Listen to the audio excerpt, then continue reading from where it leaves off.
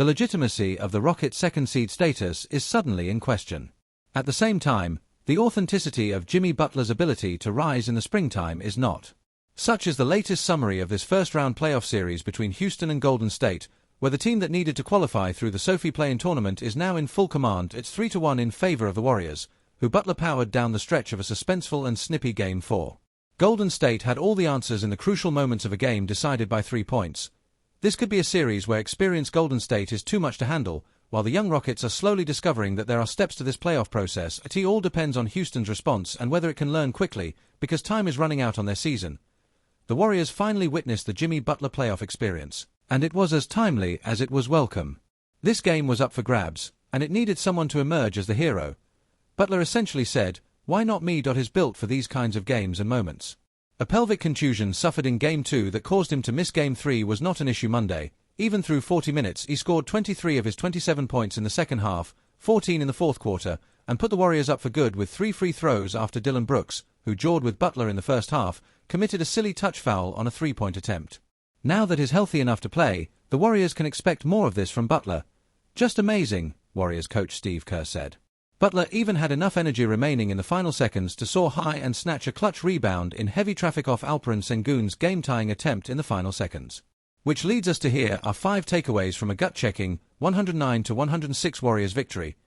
He skated on thin ice with the officials after receiving a technical foul in the first half, then spent a generous amount of time in the second half on the bench with 5 fouls.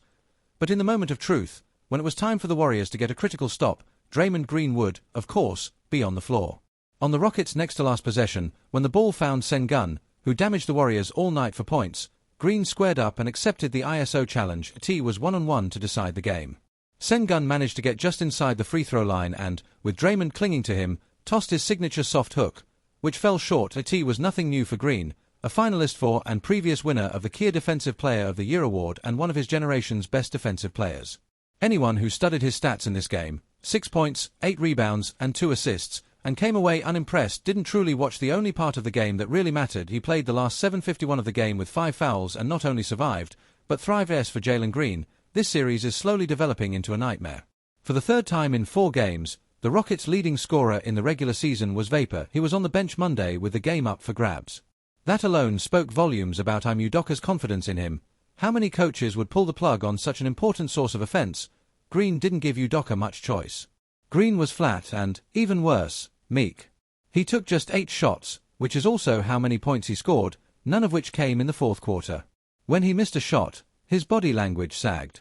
Green eventually became unplayable because he didn't contribute in other ways. 3 fouls, 3 rebounds, 1 assist, spotty defense.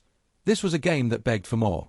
The Rockets missed 12 free throws and suffered through a dry spell to open the second half when they were outscored 18-1 by the Warriors. Green has scored in single digits in 3 of the 4 games.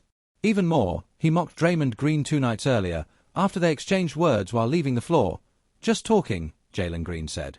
He can't really do much of anything else, so talking is his only way. It's true that a Green in this series hasn't done much of anything else. Just not that one.